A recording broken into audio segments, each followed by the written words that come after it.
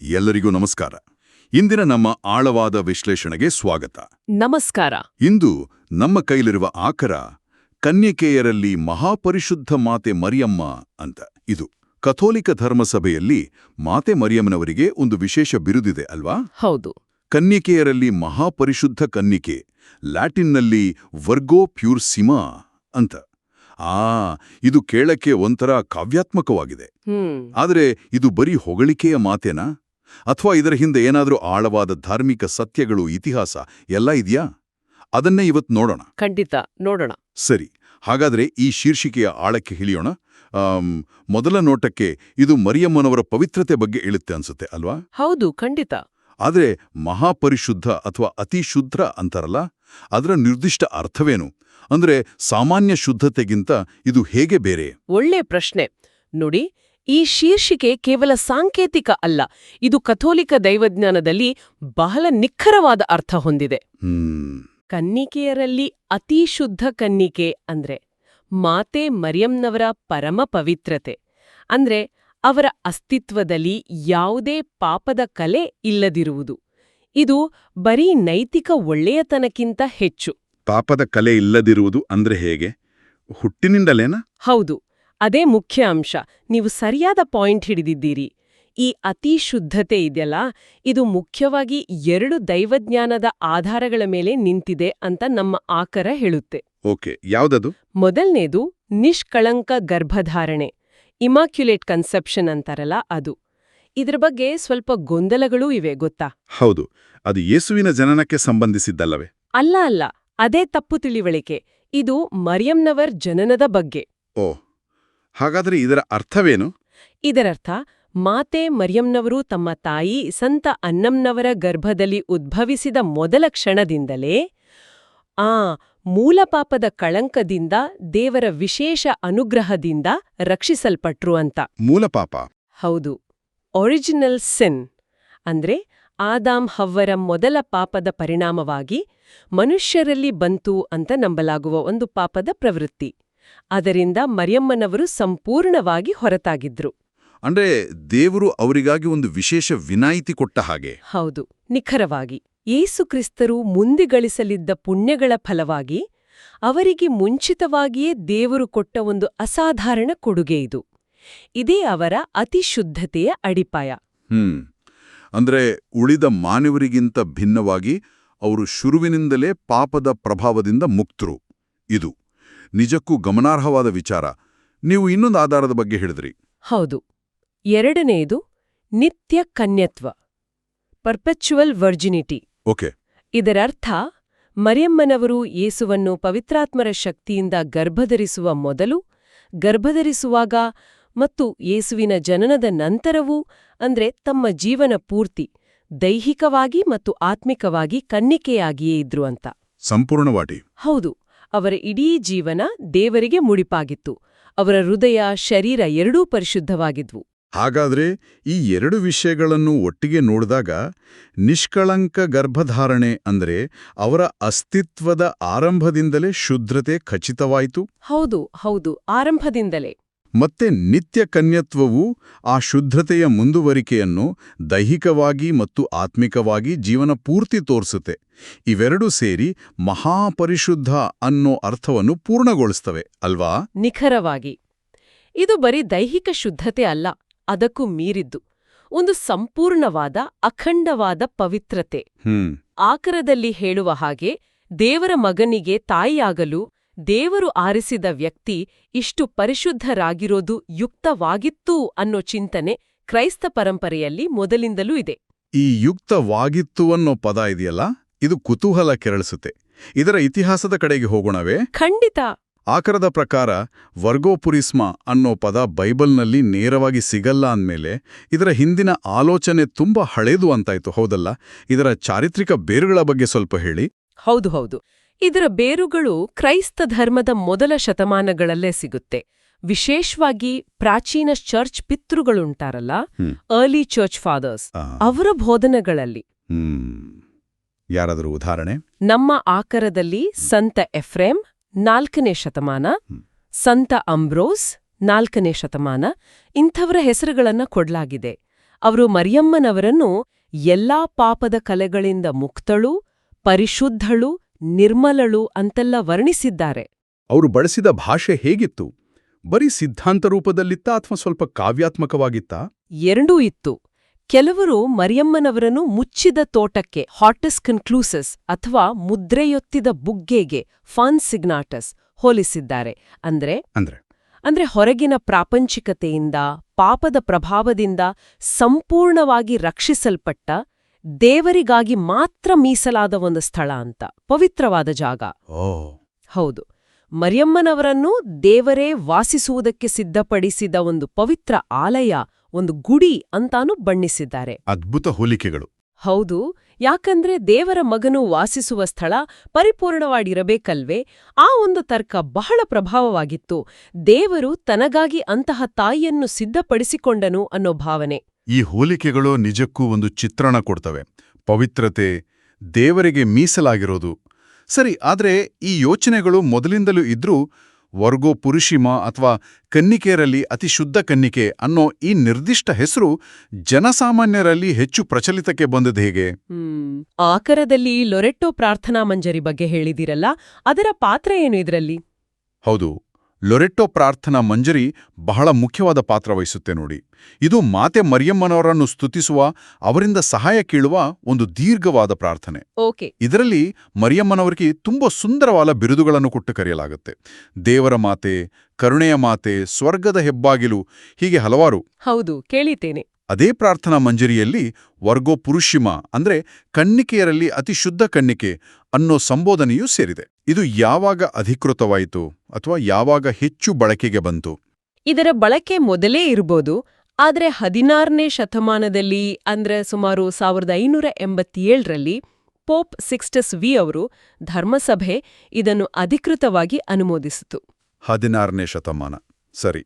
ಅದಾದ್ಮೇಲೆ ಇದು ಎಲ್ಲಾ ಕಡೆ ಚರ್ಚ್ಗಳಲ್ಲಿ, ಸಮುದಾಯಗಳಲ್ಲಿ, ವೈಯಕ್ತಿಕವಾಗಿಯೂ ತುಂಬಾ ವ್ಯಾಪಕವಾಗಿ ಬಳಕೆಗೆ ಬಂತು.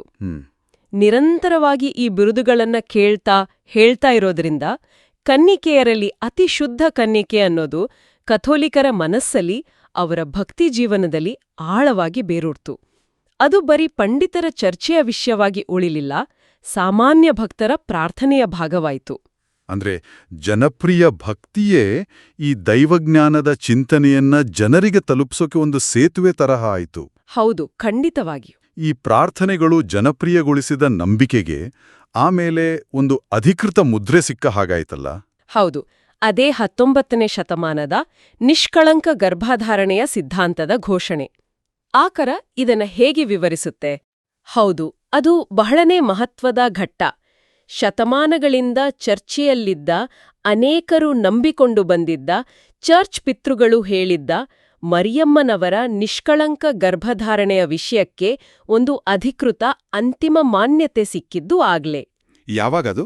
1854ರಲ್ಲಿ ಡಿಸೆಂಬರ್ 8ರಂದು ಪೋಪ್ ಪೈಸ್ 9 ಅವರು ಇನೆಫ್ಯಾಬಿಲಿಸ್ ದೇವಸ್ ಅನ್ನೋ ಅಧಿಕೃತ ಪತ್ರದ ಮೂಲಕ ಮರಿಯಮ್ಮನವರ ನಿಷ್ಕಳಂಕ ಗರ್ಭಧಾರಣೆಯನ್ನ ಕಥೋಲಿಕ ಧರ್ಮಸಭೆಯ ಒಂದು ಡಾಗ್ಮಾ ಅಂದ್ರೆ ವಿಶ್ವಾಸದ ಸತ್ಯಾಂಶವಾಗಿ ಘೋಷಿಸಿದ್ರು. ಡಾಗ್ಮಾ, ಇದರ ಅರ್ಥ ಏನು? ಇದರ ಪ್ರಾಮುಖ್ಯತೆ ಏನು?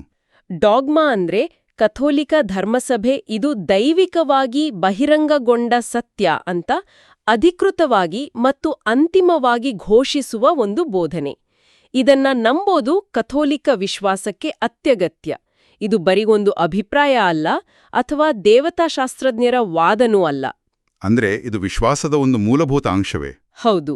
ಈ ಘೋಷಣೆಯ ಮೂಲಕ ಮರಿಯಮ್ಮನವರು ತಮ್ಮ ಗರ್ಭಧಾರಣೆಯ ಮೊದಲ ಕ್ಷಣದಿಂದಲೇ ಮೂಲ ಪಾಪದಿಂದ ದೇವರ ಅನುಗ್ರಹದಿಂದ ರಕ್ಷಿಸಲ್ಪಟ್ರು ಅನ್ನೋದು ಪ್ರಶ್ನೆ ಮಾಡೋಕೆ ಆಗದ ಸತ್ಯ ಅಂತ ಸಾರಲಾಯಿತು. ಹಾಗಾದ್ರೆ ಈ ಡಾಗ್ಮಾದ ಘೋಷಣೆ ಕನ್ನಿಕೆಯರಲ್ಲಿ ಅತಿಶುದ್ಧ ಕನ್ನಿಕೆ ಅನ್ನೋ ಬಿರುದಿಗೆ ಹೇಗೆ ಸಂಬಂಧ ಬಂತು? ನೇರವಾದ ಸಂಬಂಧ. ಅತಿಶುದ್ಧ ಅನ್ನೋ ಪದಕ್ಕೆ ಈ ಡಾಗ್ಮಾ ಒಂದು ಗಟ್ಟಿಯಾದ, ಅಧಿಕೃತವಾದ ದೈವಜ್ಞಾನದ ಅಡಿಪಾಯವನ್ನೇ ಕೊಡ್ತು. ಹೇಗೆ? ಅತಿಶುದ್ಧ ಅಂದ್ರೆ ಬರೀ ಒಳ್ಳೆಯ ನಡತೆ ಅಥವಾ ಕನ್ಯತ್ವ ಮಾತ್ರ ಅಲ್ಲ, ಬದಲಿಗೆ ಮೂಲಪಾಪದ ಕಳಂಕದಿಂದಲೇ ಸಂಪೂರ್ಣವಾಗಿ ಮುಕ್ತವಾಗಿರುವ ಒಂದು ವಿಶಿಷ್ಟ ಸ್ಥಿತಿ ಅನ್ನೋದನ್ನ ಇದು ಸ್ಪಷ್ಟಪಡಿಸಿತು. ಲೊರೆಟ್ಟೋ ಪ್ರಾರ್ಥನೆಯಲ್ಲಿ ಬಳಸುತ್ತಿದ್ದ ವರ್ಗೋ ಪುರಿಸಿಮ ಅನ್ನೋ ಬಿರುದು ಈಗ ಬರೀ ಭಕ್ತಿಯ ಮಾತು ಆಗಿರದೆ ಧರ್ಮಸಭೆಯ ಅತ್ಯುನ್ನತ ಅಧಿಕಾರದಿಂದ ದೃಢೀಕರಿಸಲ್ಪಟ್ಟ ಒಂದು ಸತ್ಯದ ಅಭಿವ್ಯಕ್ತಿಯಾಯಿತು. ಓ ಸರಿ ಸರಿ. ಇದು ಆ ಬಿರುದಿನ ಅರ್ಥವ್ಯಾಪ್ತಿ ಮತ್ತು ಮಹತ್ವವನ್ನ ಇನ್ನೂ ಹೆಚ್ಚಿಸಿತು. ಶತಮಾನಗಳ ನಂಬಿಕೆ, ಪ್ರಾರ್ಥನೆ, ದೈವಜ್ಞಾನದ ಚಿಂತನೆಗಳೆಲ್ಲ ಒಂದು ಘಟ್ಟಕ್ಕೆ ಬಂದು ನಿಂತ ಹಾಗೆ ಸ್ಪಷ್ಟವಾಯಿತು. ಇತಿಹಾಸ ಮತ್ತು ದೈವಜ್ಞಾನದ ಹಿನ್ನೆಲೆ ತಿಳಿದುಕೊಂಡ ನಂತರ ಈಗ ಮುಖ್ಯವಾದ ಪ್ರಶ್ನೆಗೆ ಬರೋಣ.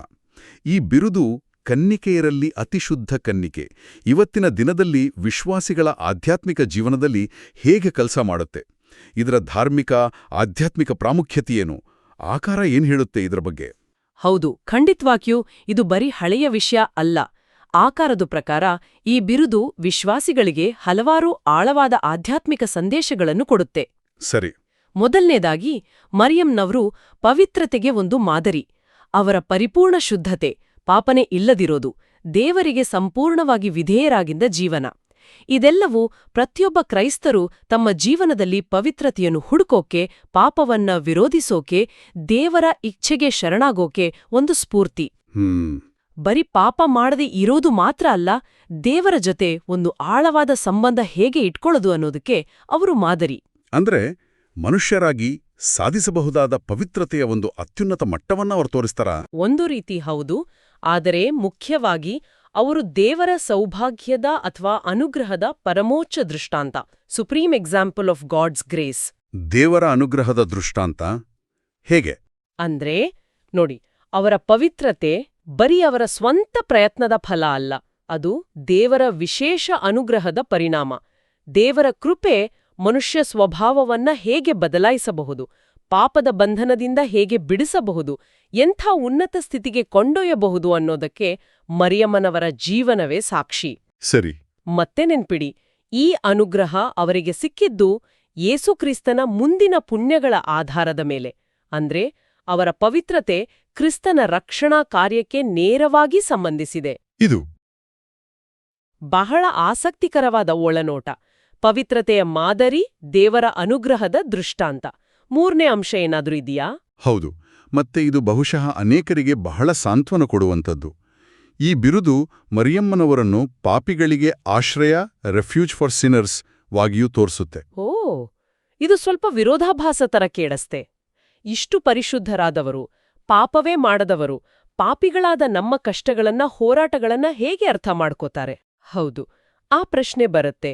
ಪಾಪದ ಅನುಭವವೇ ಇಲ್ಲದವರು ಪಾಪಿಗಳ ಬಗ್ಗೆ ಹೇಗೆ ಸಹಾನುಭೂತಿ ಇಟ್ಕೊಳಕ್ ಸಾಧ್ಯ? ಅದೇ ಆಕರೆ ಇದನ್ನ ಬಹಳ ಸೂಕ್ಷ್ಮವಾಗಿ ವಿವರಿಸುತ್ತೆ. ಮರಿಯಮ್ಮನವರು ತಾವೇ ಪಾಪ ಮಾಡಿಲ್ಲ ನಿಜ, ಆದ್ರೆ ಪಾಪವು ಜಗತ್ತಿನಲ್ಲಿ ಏನೆಲ್ಲ ಕೆಟ್ಟ ಪರಿಣಾಮಗಳನ್ನು ಉಂಟು ಮಾಡುತ್ತೆ ಅನ್ನೋದನ್ನ ಅವರು ಆಳವಾಗಿ ತಿಳಿದಿದ್ರು, ಅನುಭವಿಸಿದ್ರು ಕೂಡ. ಹೇಗೆ? ಅವರು ತಮ್ಮ ಮಗನಾದ ಯೇಸುವಿನ ನೋವು, ಹಿಂಸೆ, ಶಿಲುಬೆಯ ಮರಣವನ್ನ ಕಣ್ಣಾರೆ ಕಂಡ್ರು. ಇದೆಲ್ಲ ಮನುಷ್ಯರ ಪಾಪದ ಫಲವೇ ಆಗಿತ್ತು ಅಲ್ವಾ? ಹೌದು. ಆ ಶಿಲುಬೆಯ ಕೆಳಗೆ ನಿಂತು ಅವರು ಅನುಭವಿಸಿದ ದುಃಖ ಇದೆಯಲ್ಲ, ಅದು ಪಾಪ ತರುವ ನೋವಿನ ಆಳವನ್ನ ಅವ್ರಿಗೆ ತಿಳಿಸ್ಕೊಟ್ಟು. ಹಾಗಾಗಿ ಪಾಪದಿಂದ ಕಷ್ಟಪಡೋರು, ತಮ್ಮ ದೌರ್ಬಲ್ಯಗಳ ಜೊತೆ ಹೋರಾಡೋರು ಅವರತ್ರ ಹೋದಾಗ ಅವರು ಕರುಣೆಯಿಂದ, ಒಬ್ಬ ತಾಯಿಯ ವಾತ್ಸಲ್ಯದಿಂದ ಅವರನ್ನು ಸ್ವೀಕರಿಸ್ತಾರೆ, ಅವರಿಗಾಗಿ ದೇವರ ಹತ್ರ ಪ್ರಾರ್ಥಿಸ್ತಾರೆ ಅಂತ ನಂಬಿಲಾಗಿದೆ. ಅಂದ್ರೆ ಅವರ ಪರಿಶುದ್ಧತೆ ಅವರ ಕರುಣೆಗೆ ಅಡ್ಡಿ ಆಗೋದಿಲ್ಲ. ಇಲ್ಲ, ಬದಲಿಗೆ ಆ ಪರಿಶುದ್ಧತೆಯೇ ಅವರ ಕರುಣೆಯನ್ನ ಇನ್ನೂ ಹೆಚ್ಚು ಶುದ್ಧ ಮತ್ತು ಶಕ್ತಿಯುತವಾಗಿಸುತ್ತೆ ಅನ್ನೋದು ನಂಬಿಕೆ. ಸಹಾಯ ಮಾಡೋಕೆ ಇನ್ನೂ ಶಕ್ತರನ್ನಾಗಿ ಮಾಡುತ್ತೆ. ಇದು ನಿಜಕ್ಕೂ ಆಳವಾದ ಚಿಂತನೆ. ಹೌದು. ಒಟ್ಟಾರೆಯಾಗಿ ಈ ಚರ್ಚೆಯನ್ನ ಒಂದ್ಸಲ ಕ್ರೋಢೀಕರಿಸೋದಾದರೆ, ಕನ್ಯಕೆಯರಲ್ಲಿ ಮಹಾಪರಿಶುದ್ಧ ಕನ್ಯಕೆ ಅನ್ನೋದು ಬರೀ ಒಂದು ಅಲಂಕಾರಿಕ ಪದ ಅಲ್ಲ. ಖಂಡಿತ ಅಲ್ಲ. ಇದು ಮರಿಯಮ್ಮನವರ ನಿಷ್ಕಳಂಕ ಗರ್ಭಧಾರಣೆ ಮತ್ತು ನಿತ್ಯ ಕನ್ಯತ್ವದಿಂದ ಬಂದ ಸಂಪೂರ್ಣ, ಅಸಾಧಾರಣ, ಪಾಪರಹಿತ ಪವಿತ್ರತೆಯನ್ನ ಸೂಚಿಸುವ ದೈವಜ್ಞಾನದ ಮತ್ತು ಚಾರಿತ್ರಿಕ ಆಧಾರ ಇರುವ ಒಂದು ಮುಖ್ಯವಾದ ಬಿರುದು. ಇದರ ಬೇರುಗಳು ಪ್ರಾಚೀನ ಕ್ರೈಸ್ತ ಪರಂಪರೆಯಲ್ಲಿದೆ, ಲೊರೆಟ್ಟೋ ಪ್ರಾರ್ಥನೆ ಮೂಲಕ ಜನಪ್ರಿಯವಾಯಿತು ಮತ್ತು ನಿಷ್ಕಳಂಕ ಗರ್ಭಧಾರಣೆಯ ಸಿದ್ಧಾಂತದ ಮೂಲಕ ಅಧಿಕೃತವಾಗಿ ಸ್ಥಾಪಿತವಾಯಿತು. ಅಷ್ಟೇ ಅಲ್ಲ, ಇದು ವಿಶ್ವಾಸಿಗಳಿಗೆ ಆಧ್ಯಾತ್ಮಿಕವಾಗಿಯೂ ಮುಖ್ಯ. ಪವಿತ್ರತೆಯ ಮಾದರಿ, ದೇವರ ಕೃಪೆಯ ಪ್ರತೀಕ, ಮತ್ತೆ ಪಾಪಿಗಳಿಗೆ ಆಶ್ರಯ ಕೂಡ. ಹೌದು, ನೀವು ಅದನ್ನ ಚೆನ್ನಾಗಿ ಸಂಕ್ಷಿಪ್ತಗೊಳಿಸಿದ್ದೀರಿ. ಒಟ್ಟಿನಲ್ಲಿ ಹೇಳೋದಾದ್ರೆ, ಮಾತೆ ಮರಿಯಮ್ಮ ಕನ್ನಿಕೆಯರಲ್ಲಿ ಮಹಾಪರಿಶುದ್ಧ ಕನ್ನಿಕೆ ಅನ್ನೋ ಬಿರುದು ಕಥೋಲಿಕ ದೃಷ್ಟಿಯಲ್ಲಿ ಅವರ ವಿಶಿಷ್ಟ ಪಾತ್ರವನ್ನ ಅಂದ್ರೆ ಪಾಪವಿಲ್ಲದೆ ಹುಟ್ಟಿ ದೇವರ ಮಗನಿಗೆ ತಾಯಿಯಾಗಿ ಸದಾ ಕನ್ಯಕೆಯಾಗಿ ಉಳಿದದ್ದು ಮತ್ತು ಅವರಲ್ಲಿ ಪ್ರಕಟವಾದ ದೇವರ ಅಪಾರ ಅನುಗ್ರಹವನ್ನ ಒಂದೇ ಸಮಯದಲ್ಲಿ ಎತ್ತಿ ತೋರಿಸುತ್ತೆ. ಇದು ಕೇವಲ ಅವರ ವೈಯಕ್ತಿಕ ಗುಣವನ್ನಲ್ಲ, ದೇವರ ರಕ್ಷಣಾ ಯೋಜನೆಯಲ್ಲಿ ಅವರ ಕೇಂದ್ರ ಸ್ಥಾನಮಾನವನ್ನು ಸೂಚಿಸುತ್ತೆ. ಈ ಆಳವಾದ ವಿಶ್ಲೇಷಣೆ ನಿಜವಾಗಿಯೂ ಈ ಬಿರುದಿನ ಹಿಂದಿನ ಶ್ರೀಮಂತ ಇತಿಹಾಸ, ದೈವಜ್ಞಾನ ಮತ್ತು ಆಧ್ಯಾತ್ಮಿಕ ಆಯಾಮಗಳನ್ನ ಅರ್ಥಮಾಡಿಕೊಳ್ಳೋಕೆ ಸಹಾಯ ಮಾಡಿತು. ಖಂಡಿತ. ಈ ಚರ್ಚೆಯ ಕೊನೆಯಲ್ಲಿ ಕೇಳುಗರು ಆಲೋಚಿಸೋಕೆ ಒಂದು ಪ್ರಶ್ನೆನ ಬಿಡೋಣವೇ? ಖಂಡಿತ, ಹೇಳಿ. ಮರಿಯಮ್ಮನವರಲ್ಲಿ ನಾವು ಕಾಣುವ ಈ ಪರಿಪೂರ್ಣ ಪರಿಶುದ್ಧತೆಯ ಕಲ್ಪನೆ ಅಂದ್ರೆ ಯಾವುದೇ ದೋಷ, ಕಳಂಕ ಇಲ್ಲದ ಸ್ಥಿತಿ, ಅದು ದೇವರ ಅನುಗ್ರಹದ ಫಲ. ಇದು ಇವತ್ತಿನ ಜಗತ್ತಿನಲ್ಲಿ ನಾವು ನಮ್ಮ ಜೀವನದಲ್ಲಿ, ನಮ್ಮ ಕೆಲಸದಲ್ಲಿ, ನಮ್ಮ ಸಂಬಂಧಗಳಲ್ಲಿ, ಹೀಗೆ ಎಲ್ಲದರಲ್ಲೂ ನಿರಂತರವಾಗಿ ಹುಡುಕುವ ಪರಿಪೂರ್ಣತೆ ಅಥವಾ ತಪ್ಪುಗಳೇ ಇಲ್ಲದ ಸ್ಥಿತಿ ಇದೆಯಲ್ಲ, ಆ ಮಾನವ ಪ್ರಯತ್ನದ ಬಗ್ಗೆ ಏನಾದರೂ ಹೇಳುತ್ತಾ? ಒಳ್ಳೆ ಪ್ರಶ್ನೆ. ದೈವಿಕ ಅನುಗ್ರಹದಿಂದ ಬರುವ ಪರಿಶುದ್ಧತೆಗೂ ನಮ್ಮ ಸ್ವಂತ ಶ್ರಮದಿಂದ ನಾವು ಸಾಧಿಸಬೇಕು ಅಂತ ಹಂಬಲಿಸುವ, ಕೆಲವೊಮ್ಮೆ ಅಸಾಧ್ಯ ಅನಿಸುವ ಪರಿಪೂರ್ಣತೆಗೂ ಏನು ವ್ಯತ್ಯಾಸ? ಇದರ ಬಗ್ಗೆ ಆಲೋಚಿಸುತ್ತಾ ಮುಂದಿನ ಬಾರಿ ಮತ್ತೊಂದು ಆಳವಾದ ವಿಷಯದೊಂದಿಗೆ ಮತ್ತೆ ಭೇಟಿಯಾಗೋಣ. ಖಂಡಿತ. ನಮಸ್ಕಾರ. ನಮಸ್ಕಾರ. ಪ್ರಿಯರೇ, ಈ ಚಾನೆಲ್ ಅನ್ನು ಸಬ್ಸ್ಕ್ರೈಬ್ ಮಾಡಿ ಪ್ರತಿದಿನ ದೇವರ ವಾಕ್ಯವನ್ನು ಆಲಿಸುತ್ತಾ ಅದನ್ನು ಇತರರೊಂದಿಗೆ ಹಂಚಿಕೊಳ್ಳಲು ನಮಗೆ ನೆರವಾಗಿರಿ. ಧನ್ಯವಾದಗಳು.